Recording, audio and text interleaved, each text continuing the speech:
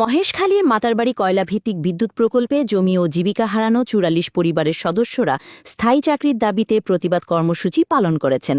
রবিবার বিকাল ৪টায় প্রকল্পের ২ নম্বর গেটের সামনে শতাধিক নারী ও পুরুষ বৃষ্টিতে ভিজে এ কর্মসূচিতে অংশ নেন। ভুক্তভোগীরা জানান, ২০১৪ সালে প্রকল্প বাস্তবায়নের সময় তাদের জমি ও ঘরবাড়ি অধিগ্রহণ করে পুনর্বাসন এলাকায় স্থানান্তর করা হয়। প্রতিটি পরিবারকে একটি ঘর ও একজন সদস্যকে স্থায়ী চাকরির প্রতিশ্রুতি দিলেও এখন পর্যন্ত চাকরি দেওয়া হয়নি।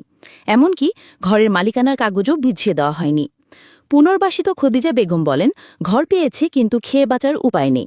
মাছ চাষ, লবণ কাজ সব বন্ধ। চাকরির আশ্বাসে অপেক্ষা করেও কিছু পায়নি। স্থানীয় মেম্বার মোহাম্মদ আলী বলেন, চাকরির অভাবে পরিবারগুলো চরম সংকটে আছে। অনেকে অন্যত্র চলে গেছে। চাকরি না দিলে আন্দোলন চলবে।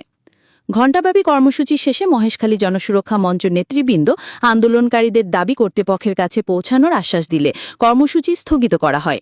প্রসঙ্গত, পুনর্বাসন কেন্দ্রে এখনো ৬ পরিবার ঘর পায়নি। ঘরপ্রাপ্ত পরিবারগুলি খিঞ্জি পরিবেশে ৮-১০ জন সদস্য নিয়ে মানবেতর জীবনযাপন করছে। নেই শিক্ষা, স্বাস্থ্যসেবা, নিরাপত্তা কিংবা ঘর বাড়ানোর সুযোগ। অধিকাংশ যুবক বেকার ও অনেকে বিয়েও করতে পারছেন না। বাসিন্দারা জানান, প্রতিশ্রুত জমির রেজিস্ট্রি ও স্থায়ী চাকরি না পাওয়ায় তারা ভবিষ্যৎ নিয়ে শঙ্কিত।